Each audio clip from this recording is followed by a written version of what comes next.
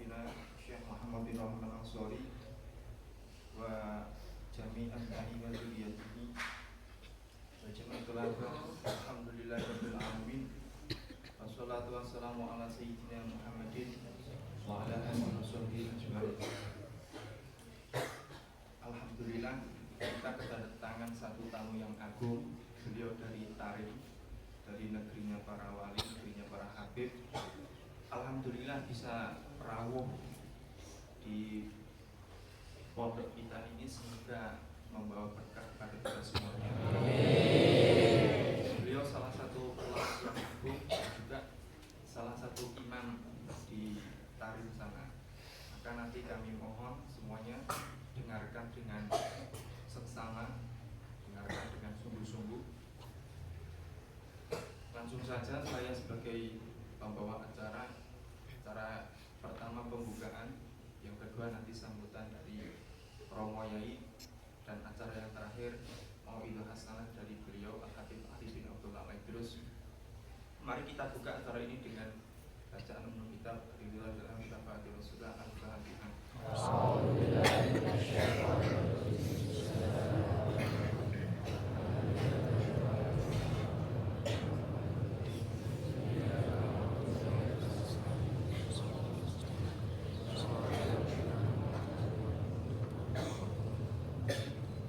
Masuk ke acara yang kedua, sambutan dari beliau Al-Mukarram Pengasuh Pondok Pesantren Abah Guru kita.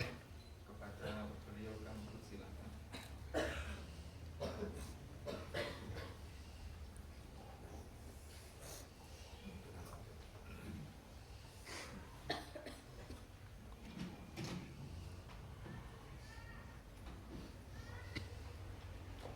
Assalamualaikum warahmatullahi wabarakatuh. Bismillah. Alhamdulillah.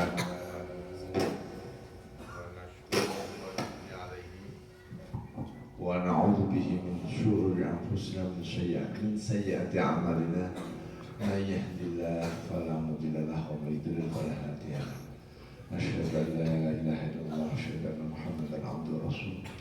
Allahumma shalli ala sayyidina Muhammad wa barik wa sallim alhamdulillah rabbil alamin. Kami keluarga besar daripada pondok ini, Masyaratul Muslim Mukhlasin 2, sangat merasakan kegembiraan mendapatkan kehormatan atas kehadiran beliau Al-Habib Ali bin Abdullah Al-Idrus, Mufti Imam Masjid Tarim, Masjid Agung, Masjidnya para wali, kota para wali, insya Allah Ta'ala terus wali Allah Ta'ala yang akan memberi kita semua menjadi awliya, menjadi kasih Allah Subhanahu wa Ta'ala. Memang kita ini sering kedatangan ulama-ulama agung, utamanya dari Yaman. Lama kita ini mendapatkan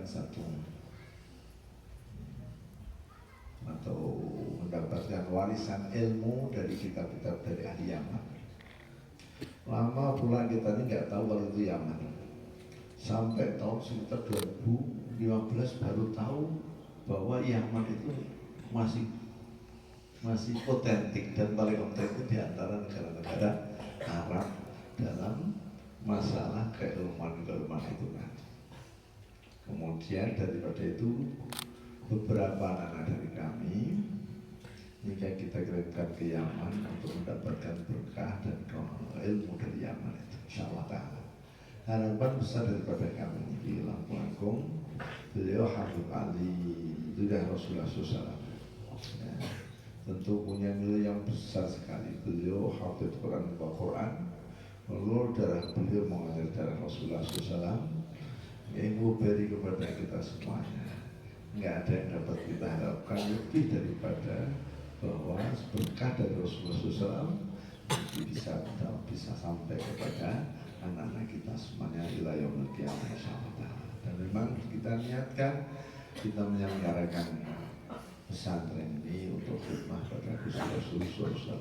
Semoga Allah Ta'ala berkenan meluruskan, berkenan, membimbing kita semuanya, dan Kanjeng Rasul SAW suka ridho kepada kita semuanya, menerima kita semuanya dengan sangat gembira. Insyaallah taala Allah quwata illa billah.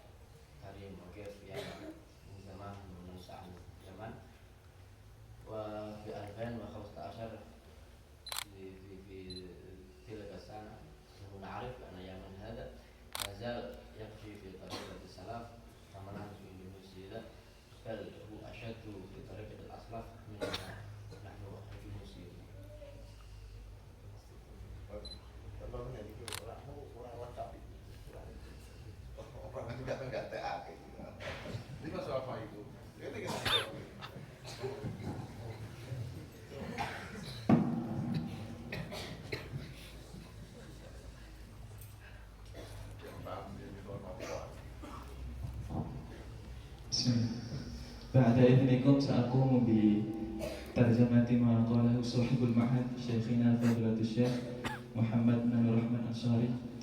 قال لكم: نحن سعداء بحضوركم ومسرورون بلقائكم، ونتمنى أن يكون قدومكم منحة إلهية تعم بركتها لأبناء هذا المعهد المبارك، معهد سراج المخلصين الثاني. وثم قال لكم صاحب المعهد أن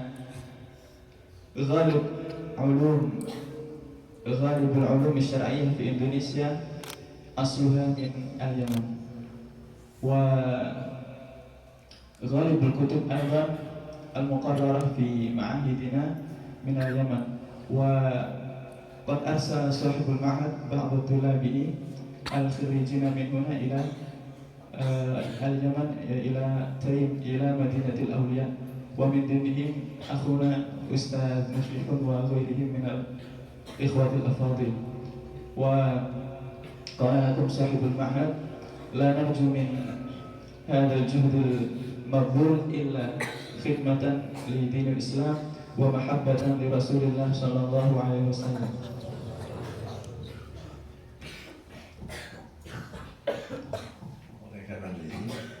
Oleh karena itu maka kami sangat mengharapkan yaitu doa dan dorongan semuanya untuk supaya nanti anak-anak kita lebih banyak lagi yang bisa belajar di negeri-negeri para ulama tersebut untuk mendapatkan keluasan ilmu yang bisa bermanfaat untuk bersama-sama khidmah membimbing umat, menyertai umat ini menuju perilaku yang cocok dengan sunnah Rasulullah SAW dan kebutuhan agama ini, sehingga diharapkan anak sekalian ini punya pengetahuan keilmuan yang pas, yang cocok, yang bagus dengan perilaku yang bagus. Kemudian mereka ini menjadi ulama-ulama pula, menjadi aulia pula, dan menjadi bagian dari dalam masyarakat muslim yang bisa membangun keislaman di masing-masing kita, di masing-masing asli daerah daripada para santri ini, insyaallah.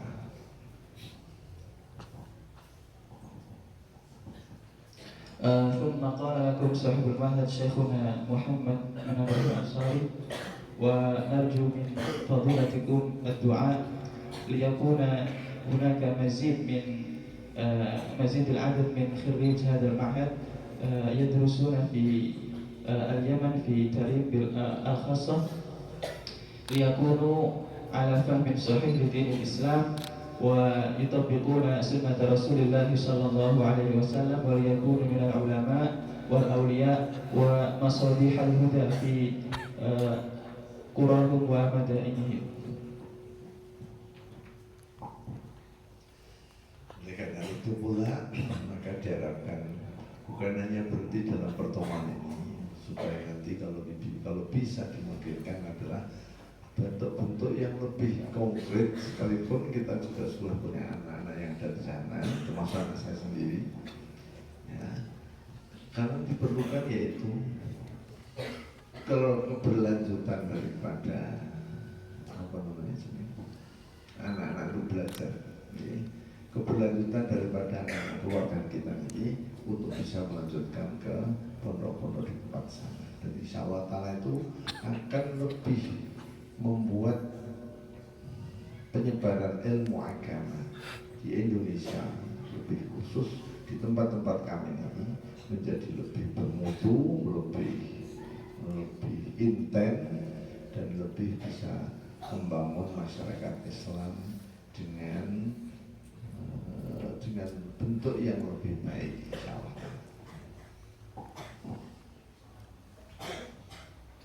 ثم قال لكم صاحب المعهد فضيلة شيخنا محمد بن الأنصاري أرجو من فضيلتكم ألا يكون هذا اللقاء آخر لقاء بيننا، سيكون بعد ذلك لقاءات، ونرجو أن يكون هناك توجيهات ومساعدات لطلابنا ليكونوا ضمن طلابكم في اليمن في مدينة تريب في مدينة الأولياء، ليكونوا على علم تام بدين الإسلام وليكون مستوانا العلمي في هذا المعهد على مستوى رفيع بإذن الله تعالى. السلام عليكم ورحمة الله وبركاته. السلام عليكم ورحمة الله وبركاته. الحمد لله الحي القيوم اللطيف الخبير العليم القدير الذي لا يقدر عليه شيء وهو على كل شيء قدير، ليس كمثله شيء وهو السميع البصير. Bismillahirrahmanirrahim. Alhamdulillahirabbil alamin. Allahumma shalli wa sallim ala sayyidina Muhammadin wa ala ali sayyidina Muhammad. Belum mengatakan yang pertama kali memuji syukur kepada Allah Subhanahu wa taala, Allah yang Maha Kuasa, Allah yang Maha melihat, Allah yang Maha teliti, melihat kepada kita semua yang tiada sepadan pada Allah Subhanahu wa taala, tiada yang menyerupai Allah sama sekali di alam semesta ini. Wa nusalli wa nusallim ala sayyidina wa habibina wa syafi'ina wa qurrati a'yunina wa nuri qulubina wa absarina sayyidina Muhammadin ibn Abdullah al-Qaimi bihuquqillah ma ba'dat illa wa farajah Allah.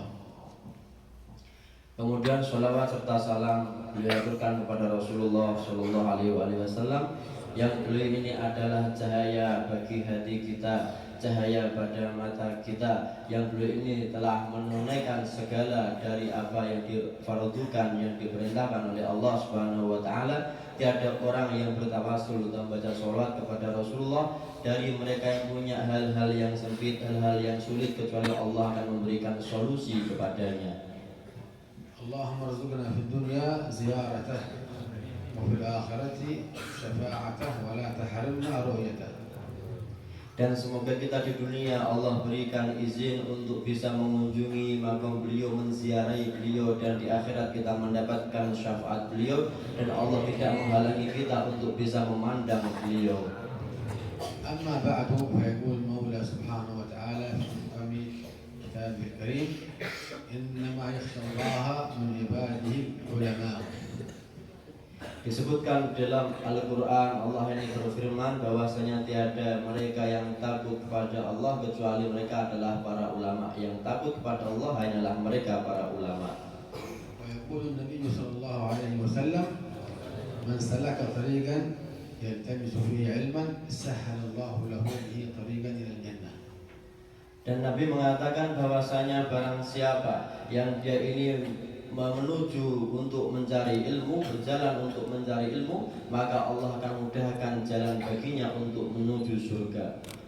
وجودكم في هذا المعهد المبارك إنما هو طريق سهل يسلك بكم إلى الجنة بإذن المولى سبحانه وتعالى. Dan adanya kalian ada di dalam pesantren ini adalah Allah ini memudahkan jalan kalian untuk menuju pada surganya. ما عليكم إلا أن تجدوا وتجتهدوا في طلب العلم النافع لأن العلماء يوم القيامة يوزن مدادهم بدم الشهداء فيرجح مداد العلماء على دم الشهداء. Maka tinggal sisanya kalian ini harus bersungguh-sungguh, harus sungguh-sungguh di dalam mencari ilmu, di dalam duduk di majelis yang mulia ini untuk mendapatkan ilmu, karena nanti di hari akhirat, di hari kiamat nanti kalian akan ditimbang dari para tinta kalian, tintanya para ulama ditimbang dengan darah para mereka orang-orang yang mati syahid, maka yang paling berat adalah timbangan dari tulisan tinta para ulama. والعلم واسع، العلم يقول أعطني كلك أعطيك بعضي. Dan ilmu ini sangat luas. Ilmu mengatakan kasihkan semua apa yang kalian miliki, maka saya akan kasihkan sebagian saja apa yang saya miliki kepada kamu. وحضور مجالس العلم هو من أعظم الأعمال التي تقربكم إلى المولى سبحانه وتعالى. ففي الحديث عنه صلى الله عليه وسلم قال حضور مجلس علم خير من صلاة 1000 ركعة. Dan menghadiri majelis ilmu ini adalah cara termudah dalam mendekatkan diri kita kepada Allah Subhanahu wa taala, sehingga disebutkan dalam hadis hudur kalian, kedatangan kalian di majelis ilmu ini lebih mulia daripada kalian sholat 1000 rakaat. Wa khairun min syuhudi 1000 janazah. Dan lebih mulia daripada kalian menyaksikan 1000 jenazah. Wa khairun min iyadati 1000 marid. Dan lebih baik daripada menjenguk 1000 orang yang sakit. ولكن علينا وعليكم أن نصحح النية وتكون خالصة لوجه الله الكريم حتى يفتح الله علينا وعليكم فتوح العارفين. Namun kita punya tugas, yaitu kita harus memperbaiki niat kita supaya kita mendapatkan fadilah-fadilah yang disebutkan beliau semuanya tadi, sampai Allah membuka hati kalian sebagaimana Allah membuka hatinya orang-orang arifin. وبعد صلاح النية الخالصة لوجه الله الكريم علينا أن نبذل قصارى جهدنا في طلب العلم النافع أن نجد وأن نجتهد. Setelah kita memperbaiki dari niat kita, kita memiliki ikhlas di dalam niat kita, kemudian baru kita bersungguh-sungguh di dalam mencari ilmu, sampai kesungguh-sungguhan itu membuahkan hasil, dari kesungguhan itu kita akan memiliki ilmu. كما قال القائل بقدر الكد تكتسب المعالي ومن طلب العلا سهر الليالي. Sebagaimana disebutkan di dalam syair, barang siapa yang ingin mendapatkan ilmu, mendapatkan derajat yang tinggi, maka dia harus bersusah payah kalau dia akan mendapatkan derajat yang tinggi tersebut. Barang siapa yang menginginkan derajat yang tinggi, menginginkan ilmu, maka dia harus berani bangun di tengah malam. ومن طلب العلا من غير كد أضاع العمر في طلب المحال. لابد من كد وجد واجتهاد. Maka seseorang yang mencari derajat yang tinggi tapi tidak mau susah payah, tidak mau bangun tengah malam, maka dia sedang mencari sesuatu yang mustahil. Maka dia telah menyusahkan dirinya sendiri, tapi dia tidak mendapatkan apa-apa. Dia jatuh pada kesia-siaan. وأجدني أرى أمامي وجوها مباركة ترغب في طلب العلم النافع. نسأل سبحانه وتعالى أن يفتح عليكم فتوح العارفين. Dan sekarang ada di hadapan beliau, kalian semuanya para santri pesantren ini adalah memiliki wajah-wajah yang berkah, dan semoga Allah membuka hati kalian sehingga kalian mendapatkan ilmu yang bermanfaat. Dan semoga kalian dimudahkan untuk melajari ilmu atau fikih di dalam agama ini. Dan semoga Allah memberikan petunjuk atas kecerdasan kalian pula. Dan semoga Allah menunjukkan jalan yang lurus, jalan yang benar kepada kalian semuanya. Antum fi sin mubarak li talab al-ilm an-nafi'. Kalian sekarang ada di umur yang diberkahi di dalam mencari ilmu yang bermanfaat ini. Wa hafizatukum muhayyah li sama' masail al-ilmiyah wa hifz masail al-ilm. Dan kecerdasan kalian, daya ingat kalian adalah paling bagus-bagusnya daya ingat untuk menghafalkan ilmu-ilmu agama dan ilmu-ilmu yang diajarkan kepada kalian. Kalian siap di usia yang seperti ini. أفضل سن للإنسان في طلب العلم من سن 5 سنوات إلى ما فوق 20 سنة، تكون الحافظة مهيئة وقوية لاستقبال المسائل العلمية ويسهل عليه الحفظ في مثل هذا السن من 5 سنوات إلى حوالي 23 أو إلى حوالي 30 سنة. Orang ini siap untuk mendapatkan ilmu, yaitu di umur-umur mencari ilmu yang pantas. Yang siap untuk mendapatkan ilmu adalah sejak umur 5 tahun sampai umur 20 atau 23 tahun ya. 23 tahun itu adalah umur supaya kita ini umur yang kita ini mudah untuk mendapatkan ilmu serta menghafalkan pelajaran yang diberikan kepada kita semua. العلماء ورثة الأنبياء لم يورثوا الدينار ولا درهم وإنما ورثوا العلم. Antum warathatul anbiya. Dan para ulama ini adalah pewaris para nabi. Nabi wafat tidak meninggalkan dinar atau dirham, tapi meninggalkan ilmu, sehingga kalian semua ini adalah siap menjadi pewarisnya nabi. Wal 'alimun wahid ashaddu 'ala asy-syaitan min 1000 'abid. Sehingga satu orang alim saja ini lebih berat bagi setan untuk menggodanya daripada 1000 orang yang ahli dalam beribadah. Yaqul Nabi sallallahu alaihi wasallam, fadlul 'alimi 'ala al-'abidi ka fadli 'ala adnahu. Sehingga disebutkan orang yang punya ilmu dengan orang yang ahli beribadah itu kata Rasulullah seperti derajatku dengan derajat kalian orang yang paling rendah di antara kalian. Walakin man huwa talib al-'ilm al-haqiqi alladhi yajuz an yuqal annahu 'alim wa yujab 'ala 'ilmihi yawm al-qiyamah. Kemudian pertanyaannya, siapa yang dimaksud dari hakikat orang alim itu yang katakan tadi fadilahnya sebesar itu dan tintanya nanti lebih berat daripada orang yang mati syahid tersebut? Siapa hakikat orang yang alim itu? Al-alim al-haqiqi huwa alladhi yattaqi al-Maula subhanahu wa ta'ala wa yakhshah. Qala subhanahu wa ta'ala innama yakhsha Allah min ibadihi ulama'uhum.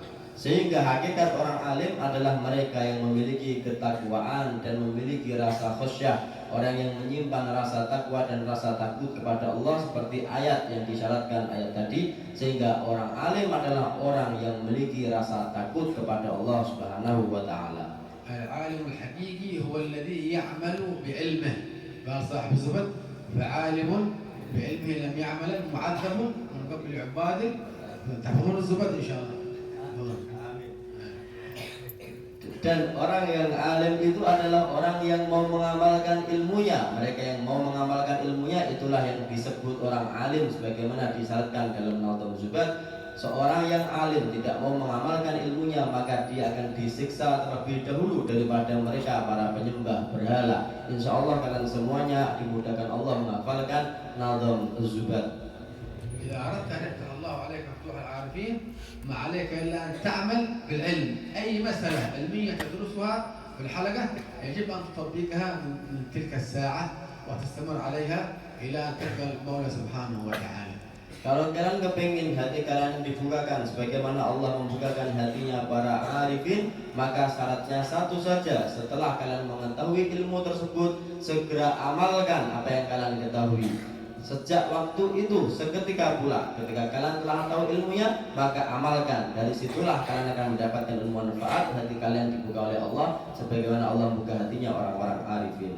والشيخ محمد حفظه الله تعالى يسأل عن أهل حضرموت، لماذا علماء حضرموت أثروا في العالم ونشروا الدين في إندونيسيا وفي أفريقيا وفي كثير من بقاع العالم؟ لماذا؟ لأنهم قرنوا علمهم بالعمل. العلم بالعمل، العلم بالأعمال يزكو وبالأحوال وليس بالأقوال وكثرة الجدال. العلم خشية كله يعرف بذاك أهله. قال سبحانه وتعالى إنما يخشى الله من عباده العلماء. العلم بالعمل. Lalu tadi muncul pertanyaan dari Syekh Muhammad, kenapa begitu membekas, memberikan jejak yang dalam mereka ulama-ulama tarim, ulama-ulama Hadramaut di Afrika ataupun di Asia ataupun di Indonesia ini, karena alasannya mereka para ulama-ulama tarim mereka menggabungkan antara ilmu dan amal, sehingga untuk mengetahui siapa para hambanya Allah, siapa mereka orang-orang yang punya rasa takut, mereka adalah para ulama. Dan rasa itu bisa kita ketahui dengan kita memandang wajah-wajah mereka, kita akan melihat cahaya rasa khusyah tersebut. والشيخ ابن حجر الهيثمي عليه رضوان الله أثنى على علماء حضرموت لما رأى ثمرة علماء حضرموت تنتشر في العالم، قال إن علماء حضرموت نفع الله بعلمهم لأنهم يقرنون علمهم بالعمل، العلم عندهم مقرون بالعمل. Kata Syekh Ibnu Hajar Al-Haytami ketika melihat bagaimana keberkahan dari ulama-ulama Yaman di dalam memberikan athar, memberikan jejak bekas kepada seluruh orang-orang Islam, beliau mengatakan karena mereka telah menggabungkan antara ilmu mereka dengan amal, karena ilmu dan amal ada pada diri mereka, sehingga mereka bisa memberikan jejak yang dalam di antara orang-orang Islam. وفائدة العلم إذا لم يكن مقرونا بالعمل، وهذه مسألة خطيرة. هناك حديث عن النبي صلى الله عليه وسلم يقول أشد الناس عذابا يوم القيامة عالم لم ينفعه الله بعلمه. انتبهوا من هذه المسألة. Sehingga hati-hati juga kalian tatkala Allah mudahkan ilmu masuk kepada kalian memahami ilmu, tapi Allah tidak membukakan untuk bisa mengamalkan ilmu tersebut, karena datang hadisnya Rasulullah yang memberikan hardikan yang sangat keras bagi mereka yang punya ilmu tapi tidak mengamalkan ilmunya. Kelak di hari kiamat, kata Nabi, kelak di hari kiamat orang yang paling parah, paling dahsyat adabnya adalah seorang ulama yang ilmunya tidak Allah kasih manfaat. حضرموت النبي صلى الله عليه وسلم أثنى على حضرموت ودعا لها وقال إن حضرموت تنبت الأولياء كما ينبت الماء والبقل، كما في حديث الطبراني. حضرموت تنبت الأولياء كما ينبت الماء والبقل. Nabi ini memberikan komentar, memberikan pujian kepada penduduk ahli Hadramaut dengan mengatakan di dalam hadis riwayat At-Tabrani bahwasanya Hadramaut nanti akan menumbuhkan para ulama seperti bumi ini menumbuhkan rumputan atau sayur-sayuran atau tanaman-tanaman hijau. فعمت بركتهم وعملوا بالعلم، والذي يتعلم ولا يعمل كمثل الحمار يحمل أسفارا، ما فائدة العلم من غير عمل. Sehingga orang-orang Hadramaut, ulama Hadramaut ini mereka telah menggabungkan ilmu itu dengan amal. Mereka mengamalkan ilmu yang mereka miliki, sehingga Allah memberikan manfaat yang sangat besar, yang sempurna, yang luas kepada orang-orang Islam. Adapun mereka yang memahami kitab, mereka membawa kitab tapi tidak bisa mengamalkan, tiada lain mereka seperti kuda keledai yang membawa kitab-kitab tapi tidak bisa memahaminya. الذي يتعلم ولا يعمل كمثل الشمعة، الشمعة تحرق نفسها وتضيء لغيرها. Maka seseorang yang dia punya ilmu tapi tidak mau mengamalkan ilmunya tersebut, tiada lain dia seperti lilin. Lilin ini memberikan cahaya pada orang sekelilingnya, sekitarnya, tapi dia membakar dirinya sendiri. الذي يتعلم ولا يعمل كمثل الإبرة، الإبرة تكسو غيرها وهي عارية. Maka seorang yang punya ilmu tidak mau mengamalkan ilmu tersebut, maka dia ini seperti jarum ya. Jarum ini menusuk pada orang lain, memberikan manfaat pada orang lain ya, tapi tidak pada dirinya sendiri gitu. فأي مسألة علمية تتعلمها اعمل بها يظهر عليك نور العلم، العلم نور كما قال الإمام الشافعي شكوت إلى وكيع سوء حفظي فأرشدني إلى ترك المعاصي وأعلمني بأن العلم نور ونور الله لا يهدى لعاصي. Maka kalian kalau kepingin ilmu kalian ini bermanfaat, maka amalkanlah ilmu kalian. Dengan kalian mengamalkan ilmu tersebut, maka kalian akan mendapatkan cahaya dari cahayanya Allah, sebagaimana pesan Syawaqi guru Imam Syafi'i kepada Imam Asy-Syafi'i ketika Imam Syafi'i sulit hafalannya. Beliau mengadu pada Syawaqi, Syawaqi mengatakan jauhilah maksiat, karena ilmunya Allah ini adalah cahaya, sedangkan cahaya Allah tidak Allah kasihkan kepada orang yang bermaksiat. سنأخذ مثالا من الواقع في تطبيق المسائل العلمية. كلكم تتعلمون ما شاء الله في هذا المعهد المبارك. هل تعلمتم فضيلة السواك؟ Akan saya kasihkan contoh kecil tentang ilmu yang diamalkan ini. Ini sudah tersebar kemana-mana tentang hal ini. Kalian dengarkan. Apakah kalian tahu fadilahnya siwak? تعرفون أحاديث النبي صلى الله عليه وسلم عن فضيلة السواك. Kalian tahu hadis-hadisnya Nabi yang menerangkan tentang keutamaannya siwak? أحاديث كثيرة عن السواك، منها قوله صلى الله عليه وسلم ركعتان بسواك خير من 70 ركعة بغير سواك. Seperti hadisnya Nabi, barang siapa sholat menggunakan siwak, maka itu lebih baik daripada 70 sholat tapi tidak menggunakan siwak. هل كلنا نستعمل هذه السنة؟ Apakah kita sudah mengamalkan dari sunnahnya Nabi ini? والمتكلم ينبغي أن يكون هو مطبق لهذه السنة. هل كلكم تطبقون هذه السنة في السواك؟ Maka yang mengucapkan itu sendiri dia harus mengamalkan hadis tersebut. Apakah kalian, di saku kalian membawa siwak semuanya? على المعلمين في هذا المعهد أن يراقبوا طلابهم في العمل بالعلم. أنا الفقير عندما يقرأ عندي طالب القرآن الكريم لا أسمح له أن يقرأ القرآن من غير سواك. أي طالب علم هذا؟ طالب علم من غير سواك كجندي من غير سلاح. Maka segenap para pengajar pesantren ini beliau menghimbau supaya para santri-santri ini tidak meninggalkan untuk membawa siwak. Mereka setiap mau mengaji hendaknya membawa siwak, menggunakan siwak, bentuk dari mengamalkan ilmu yang telah kita ketahui. Beliau sendiri ketika mengajar, ada orang yang ingin mengaji pada beliau.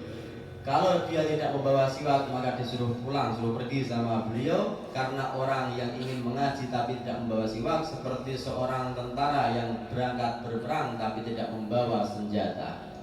طالب العلم ينبغي ألا يترك شيء من السنن الواردة عن النبي صلى الله عليه وآله وسلم. Tidak seyogyanya seorang murid, seorang santri meninggalkan dari sunnah-sunnahnya Nabi, apa yang dianjurkan Nabi, tidak sepantasnya itu terjadi. طالب العلم ينبغي ألا يترك تكبيرة الإحرام في الصلاة. يقول حي عبد الله بن عمر الشاطري إذا رأيت طالب العلم يهمل تكبيرة الإحرام فانفض يديك منه، هذا ليس بطالب علم. Dan tidak sepantasnya seorang santri ketika sholat jamaah mereka telah dari melihat dari takbiratul ihramnya imam, karena disebutkan oleh Abdullah bin Umar Asy-Syatiri, kalau kalian melihat ada santri yang telah dalam menunaikan sholat jamaah di belakang imamnya, maka segera ginikan tangan kalian tolak karena dia tidak pantas menjadi santri. طالب العلم ينبغي أن لا يصلي إلا في الصف الأول. لماذا؟ لأن الصف الأول فضيلته أفضل من باقي الصفوف.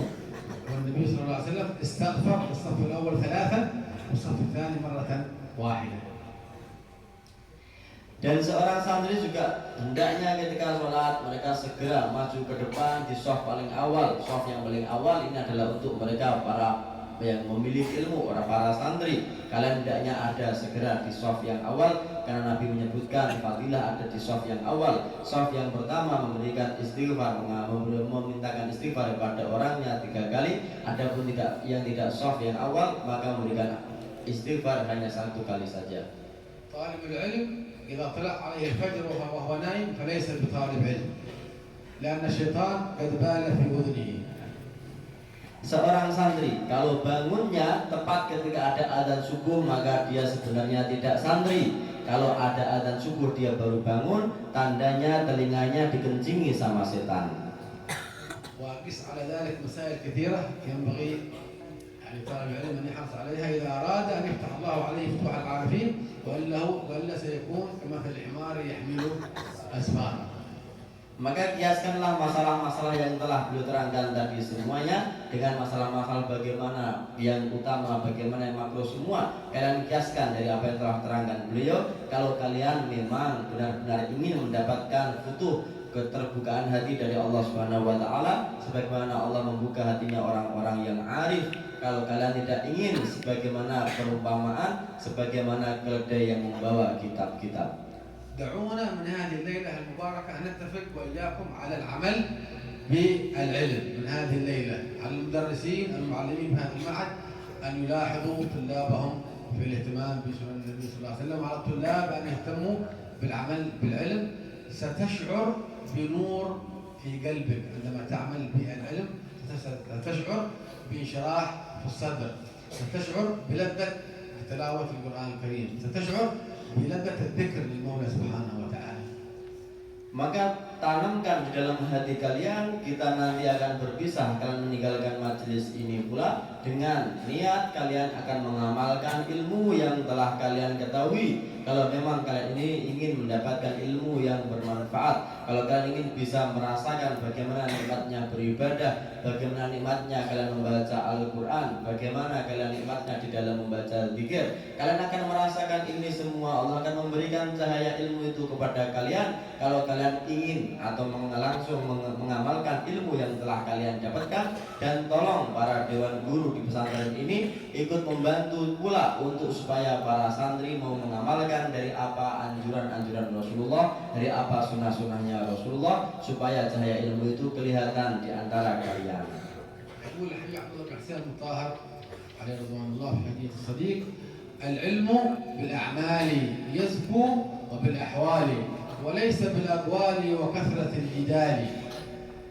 Karena dikatakan oleh Habib Abdullah bin Husain bin Tahir di dalam Hadiyatus Siddiq bahwasanya ilmu ini akan berkembang biak dengan cara diamalkan. Tidaklah ilmu ini dapat diketahui dan bisa berkembang biak karena dengan banyaknya ucapan dari orang yang memiliki ilmu atau banyaknya diskusi-diskusi sehingga ilmunya berkembang biak. Tidak.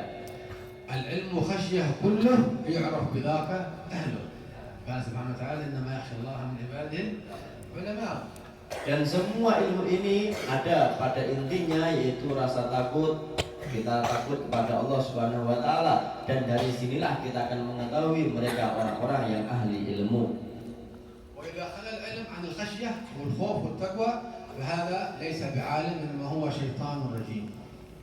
Maka kalau kita lihat orang itu alim, ilmunya banyak, tapi tidak ada rasa khasyah, tidak ada rasa takwa, tidak ada rasa takut kepada Allah, sebenarnya dia tidaklah orang alim, dia itu hanyalah syaitan yang terkutuk. تعرفون إبليس تعاذ الله وإياكم منه. إبليس هذا عالم، عنده علم، عنده إلمام بالمذاهب الأربعة كلها تفصيلها، يعرف المذاهب الأربعة. هل يقال له عالم؟ Kalian tahu iblis, semoga Allah menjaga kita semuanya dari iblis. Iblis ini orangnya alim, dia ini tahu apapun, bahkan mazhab 4 dia ini tahu. Apakah kita akan mengatakan iblis ini adalah alim? إبليس هذا قبل أن يلعنه الله عبد الله 200,000 عام في السماء الدنيا، ما من موضع شبر إلا وله كذا سجدة في السماء الدنيا. هل يقال له ولي؟ Iblis ini sebelum dia dilaknat, dia ini ibadah kepada Allah, menyembah kepada Allah selama 200.000 tahun di langit sana, dan tiadalah satu jengkal di langit itu kecuali telah dipakai iblis untuk beribadah. Dengan hal ini apakah kita bisa menyebut iblis itu sebenarnya wali? إبليس له خوارق عادات يقطع المشرق من المشرق إلى المغرب في لحظة واحدة. هل يقال له ولي؟ Iblis ini punya keramat, bisa melipat bumi ini dari jagat kulon ke jagat wetan dengan jarak hanya 1 detik saja. Apakah kita sebut dia itu sebenarnya wali? أين الخشية؟ إنما يخشى الله من عباده العلماء. لا ينفع علم من غير خشية ومن غير تقوى. فإبليس قد بلغ درجة عالية في العلم، بلغ درجة عالية في خوارق العادات، لكن ليس هذا ينفعه، سيكون يوم القيامة من الخاسرين، لأنه عصى المولى سبحانه وتعالى. علينا أن نعمل بالعلم ونخشى المولى سبحانه وتعالى. ومن هنا عرفتم سر علماء حضرموت. جوابا على سؤال الشيخ محمد حفظه الله تعالى يسأل لماذا انتشر علم حضرموت في شتى أنحاء العالم من خلال الكلام السابق؟ عرفتم كيف انتشر. Lalu di mana letaknya takut, khasyah, takwa kepada Allah Subhanahu wa taala? Iblis yang seperti itu tidak ada rasa takut sama sekali sehingga tidak pantas kita mengatakan alim, walaupun dia punya khawaribul adah, punya beberapa macam keramat-keramat, tapi tidak kita bisa katakan dia ini orang alim, karena orang alim adalah orang yang memiliki rasa takut kepada Allah Subhanahu wa taala, sehingga tiada gunanya kalian memiliki ilmu sebanyak-banyaknya tapi kalian tidak punya rasa takut, rasa khawatir, khasyah, takwa di dalam hati kalian kepada Allah Subhanahu wa taala. Ini adalah jawaban dari pertanyaan Syekh tadi. Apa rahasia ulama Hadramaut memberikan bekas pada orang-orang Islam ini sangat kuat? Karena mereka mengamalkan dari ilmu mereka. Ilmu yang dibarengi dengan amal akan memberikan bekas yang luar biasa. Itulah rahasia cahaya para ulama yang ada di Hadramaut. وإذا أردنا أن نتكلم عن حضرموت فالكلام كثير عن حضرموت، ولكن سنعطيكم فكرة عن حضرموت أن البذرة الأولى في العلم قد نشأت من بلاد حضرموت وانتشرت في العالم كله. البذرة العلمية يعني القراءة، الكتابة، من أين نشأت الكتابة؟ الكتابة نشأت من حضرموت. سأعطيكم السند، اللي عنده قلم وورقة يكتب هذا السند.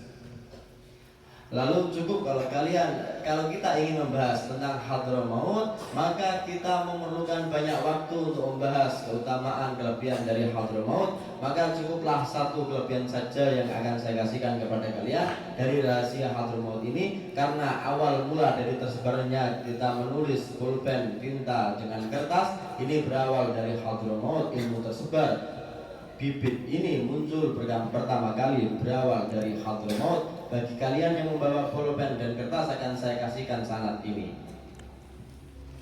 وسنعرفكم لماذا سميت حضرموت بحضرموت. Saya kasih tahu kan kepada kalian kenapa Hadramaut dinamakan Hadramaut. أولا نبدأ بالنهضة العلمية في العالم الإسلامي، بذرتها في حضرموت. الكتابة المعروفة من العرب كانوا أميين، العرب كانوا أميين لا يقرؤون ولا يكتبون. قال سبحانه وتعالى: هو الذي بعث في الأميين رسولا منهم يتلو عليهم آياته ويزكيهم ويعلمهم الكتاب والحكمة ومن كانوا من قبل في ضلال مبين. العرب كانوا أميين، كيف عرفوا الكتابة؟ العرب من أين تعرفوا على الكتاب وهم كانوا أميين؟ Dari bangkitnya umat ini kita akan bisa melihat dari mana asal muasal dari tulisan itu, yang Nabi sendiri adalah ummi, diutus pada orang Arab, yang orang Arab ini juga sifatnya ummi. Maknanya ummi adalah tidak bisa menulis dan tidak bisa membaca. Lalu awal dari mereka bisa menulis dari mana? جاء سيدنا عبد الله بن عباس رضي الله عنهما أن رجلا يقال له زياد بن أنعم سأله عن هذه المسألة. قال: يا ابن عباس، هل كنتم معاشر قريش تكتبون بالكتاب العربي تجمعون فيه مجتمع تخرجون فيه مخرج رجال الألف واللام والميم والشكل والقطع؟ هل كنتم معاشر العرب تكتبون بهذا؟ قال ابن عباس: نعم. Yaitu Abdullah bin Abbas, beliau suatu hari ditanya oleh Sayyidina Ziyad bin An'am, engkau wahai Abdullah bin Abbas, apakah orang Quraisy dulu mereka ini menulis siapa yang ada, siapa yang datang, siapa yang kumpul, siapa yang berpisah, semuanya ditulis oleh mereka dengan huruf-huruf yang ada kita kenal dengan huruf-huruf Arab ini, dari alif, lam, mim, semua itu yang disambung kemudian dikasih harokat. Apakah kalian dulu menulis hal yang semacam itu? Jawab Abdullah bin Abbas: iya, saya dulu menulisnya. قال زياد يا ابن عباس: من علمكم الكتابة؟ Kemudian Zaid bertanya, wahai Abdullah bin Abbas, siapa yang mengajari kalian untuk menulis itu? قال ابن عباس: علمنا الكتابة حرب بن أمية بن عبد شمس. حرب بن أمية بن عبد شمس، تعرفون حرب هذا؟ هذا والد الصحابي أبي سفيان. أبو سفيان اسمه صخر بن حرب بن أمية بن عبد شمس. إذن أول من علم العرب الكتابة في مكة المكرمة هو حرب بن أمية bin Abd Syams. Kata Abdullah bin Abbas, yang mengajari kami menulis adalah Harb bin Umayyah bin Abdi Syams. Harb bin Umayyah bin Abdi Syams itu yang mengajari kami semua untuk menulis. Harb ini adalah ayah dari sahabat Abu Sufyan. Abu Sufyan nama aslinya adalah Sohar bin Harb bin Umayyah bin Abdi Syams. يقول الشاعر: وقبر حرب بمكان قبره وليس قرب قبر حرب قبره. هذا البيت يتكرر في حرف الراء. وقبر حرب بمكان قبره وليس قرب قبر حرب قبره. قال زياد: يا ابن عباس، هذا التراب. قال زياد بن عباس فمن علم حربا الكتابة؟ هذا حرب فتعلم. Kemudian Abdullah bin Abbas beliau mengatakan, bertanya, wahai Abdullah bin Abbas, lalu dari mana Harb ini belajar menulis? قال ابن عباس علمه عبد الله بن جدعان. علمه عبد الله بن جدعان صاحب حلف الفضول. تعرفون في السيرة تقرون حلف الفضول في بيت عبد الله بن جدعان. النبي صلى الله عليه وسلم يقول لو دعيت إلى مثلي لأجبته. إذا علم حربا الكتابة عبد الله بن جدعان. علمه عبد الله بن جدعان. Yang mengajari dia adalah Abdullah bin Jada'an, kata Sayyidina Abdullah bin Abbas. قال زياد بن عباس فمن علم عبد الله بن جدعان الكتابة؟ Kemudian bertanya, lalu siapa yang mengajari Abdullah bin Jada'an untuk menulis? قال ابن عباس علمه الأنبار. تعلم عند الأنبار. الأنبار من هم الأنبار؟ العراق. الأنبار في بلاد العراق. يقال لهم الأنبار. الأنبار. Yang mengajari Abdullah bin Jada'an adalah Al-Ambar. Al-Ambar ini ada di Irak. قال زياد بن عباس فمن علم الأنبار الكتابة؟ Lalu ditanya lagi sama Ziyad, wahai Abdullah bin Abbas, lalu siapa yang mengajari Ambar? قال ابن عباس طارئ قرأ عليه من اليمن من كندة. طارئ قرأ عليه من اليمن من كندة. كندة هذه حضرموت قديمة تسمى كندة. Yang mengajari dia adalah seseorang yang dia datang dari negeri Kindah. Kindah ini adalah Yaman. Yaman dulu disebut dikenal dengan nama Kindah. Hadramut. قال زياد يا ابن عباس فمن علم ذلك الطارئ؟ من أين تعلم ذلك الطارئ الكتابة؟ Lalu tanya lagi, lalu dari mana? Kalau ini orang yang datang dari Kindah ini belajar menulis. قال ابن عباس علمه كاتب الوحي لنبي الله هود الخلجان بن الموهم. تعلم من كاتب الوحي لنبي الله هود. نبي الله هود عندنا في حضرموت. واذكر أخا عاد إذا انذر قومه بالأحقاف. الأحقاف هذا وادي حضرموت. قال ابن عباس علمه كاتب الوحي لنبي الله هود اسمه الخلجان ابن الموهم. الخلجان ابن الموهم. Yang mengajari dia adalah yang dulu menulis dari wahyunya Nabiullah Hud, yang Nabiullah ini dimakamkan ada di Ahqaf, yang diutus di Ahqaf, yang menulis ini namanya adalah Al-Khiljan bin Muhim. الخلجان ابن الموهم. الخلجان ابن الموهم كاتب الوحي لنبي الله هود. Al-Khiljan يعني ابن الموهم. Khiljan ولا Khiljan? خاء ولام ميم. خلجان. Khiljan bin Muhim. الخلجان ابن الموهم. الخلجان ابن الموهم. ابن الموهم. سبحانك اللهم خير معلم علمت بالقلب القرون الأولى. إذا البذرة الأولى لتعليم العلم والكتابة جاءت من حضرموت من كاتب الوحي نبي الله هود. وسيدنا هود قبله معروف في حضرموت ومذكور في سورة الأحقاف. قال سبحانه وتعالى واذكر أخا عاد. من أخا عاد؟ سيدنا هود. إذ أنذر قومه بالأحقاف. الأحقاف هذا وادي حضرموت. والأحقاف معناها في اللغة الرمال المستديرة المستطيلة المعوجة، أو معناها خطوط في رؤوس الجبال. يقال لها أحقاف في اللغة. Sehingga terima kasih kita kepada yang mengajari kita menulis. Jadi pertama kali mengajari menulis anak ini berasal atau berpangkal ada dari Hadramaut, yaitu yang menuliskan wahyu dari Nabiullah Hud yang ada disebutkan dalam Al-Quran.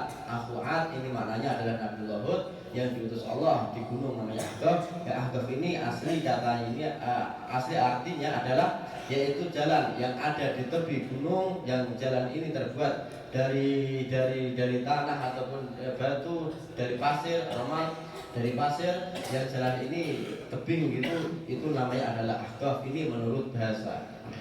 اليمن الحمد لله تشرف بسور من القرآن الكريم. هناك سورتان في القرآن الكريم نزلت في أهل اليمن تعرفونهما؟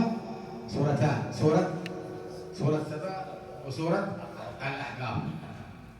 Dan orang Yaman alhamdulillah mendapatkan kemuliaan dari Allah karena ada di dalam Al-Quran ini dua surat yang dinamakan dengan nama Yaman. Ada dua surat, kalian tahu dua surat itu? yaitu surat Saba dan surat Al-Ahqaf. وهناك سورة ثالثة من قصار السور كلكم تحفظونها نزلت في أهل اليمن. حد منكم يعرف هذا؟ Dan ada surat yang ketiga, suratnya sangat pendek, kalian semuanya hafal dari surat ini. Yang surat ini turun untuk para penduduk Yaman. Apakah kalian tahu surat apa ini? من يعرف يعطى جائزة من قبل مدير المعهد. Siapa yang tahu maka dia akan mendapatkan hadiah dari mudiril ma'had. أنا متأكد أنكم كلكم تحفظونها. Saya punya keyakinan kalian hafal semua surat ini. من يعرف؟ Siapa yang tahu?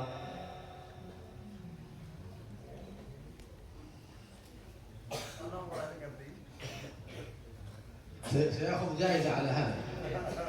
Yang tahu dapat hadiah. وإلا أنا سأجيب وأخذ الجائزة من المعهد. Kalau enggak saya yang akan menjawab dan saya yang dapat hadiah dari mudiril ma'had. Siapa yang tahu?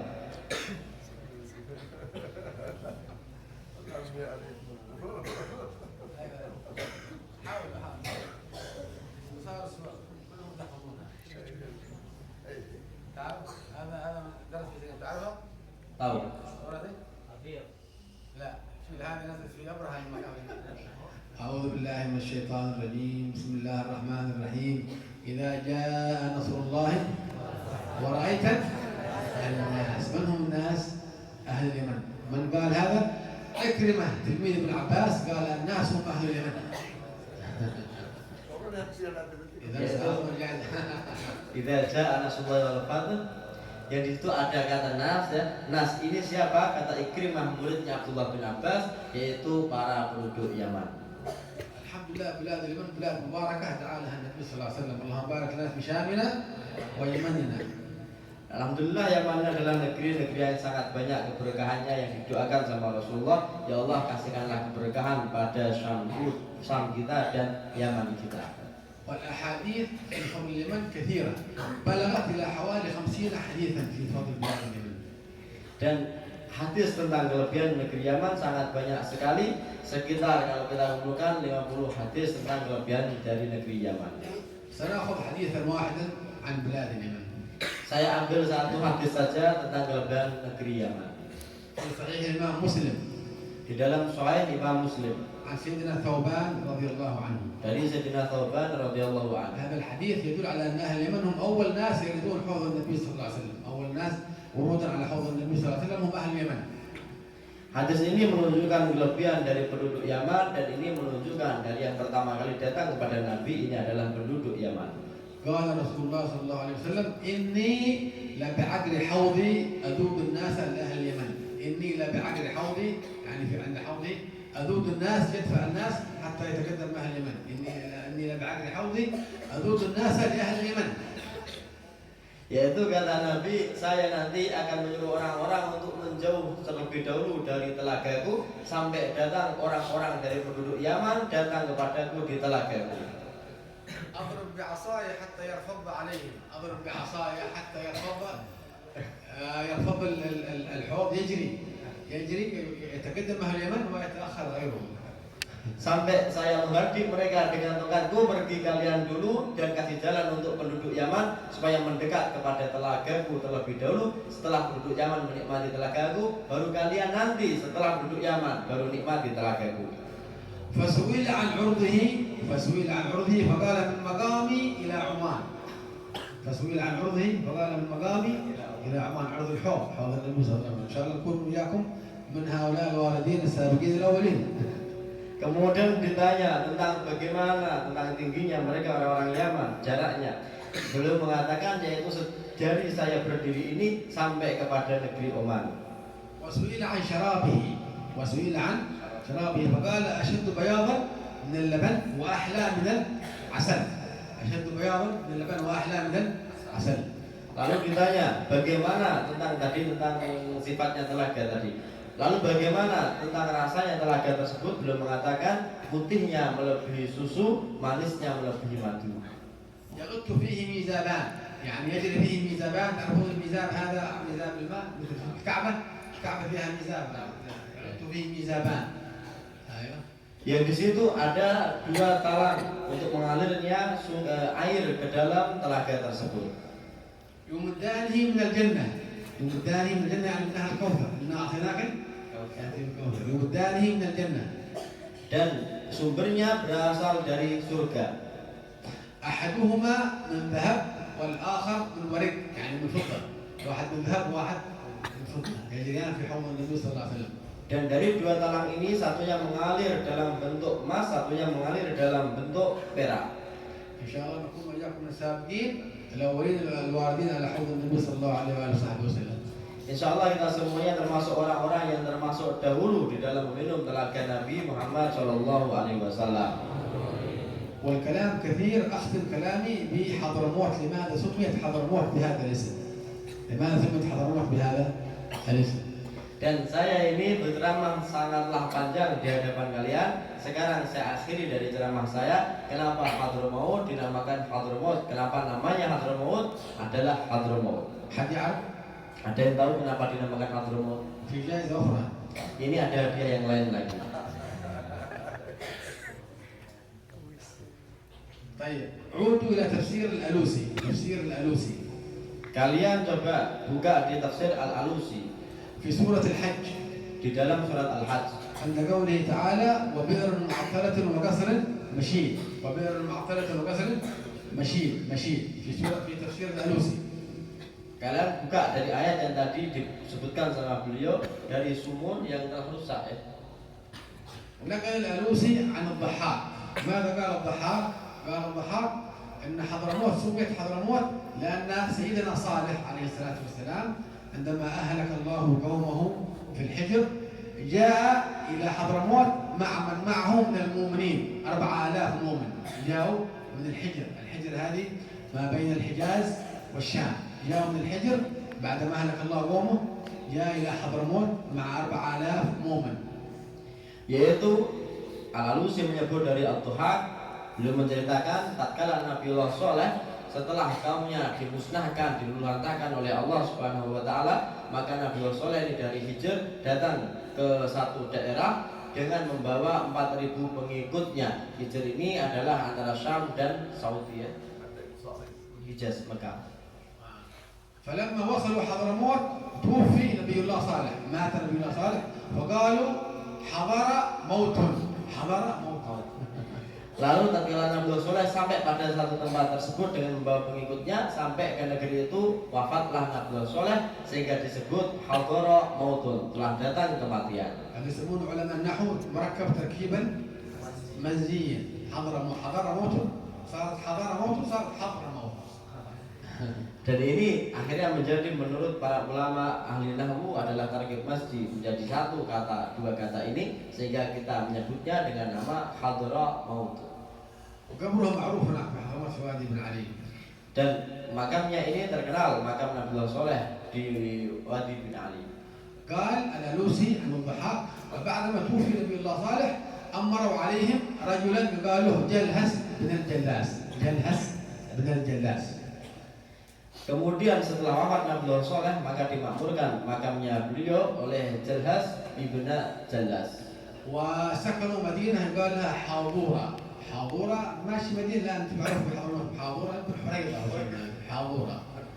Dan lalu dia ini tinggal di daerah namanya daerah ini adalah Hadura. Kita sekarang tidak mengenal ada nama daerah dia termaut Hadura.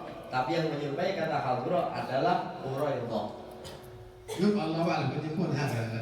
Ini menurut ahli هذا ليس paling. هذا ليس في التفسير ولا هذا. Ini nggak ada di tafsir Alusi tadi. Ini menurut Habib Ali mungkin Hadura ini adalah Uraidha. ومرت الأيام حتى جاءت طائفة أخرى وارتدوا على أدبارهم وعبدوا الأصنام. المؤمنون ماتوا فجاءت طائفة أخرى وعبدوا الأصنام وبنوا قصرا وحفروا بئر. قصر معطلة وقصر مشيد. بنوا قصر وحفروا بئر.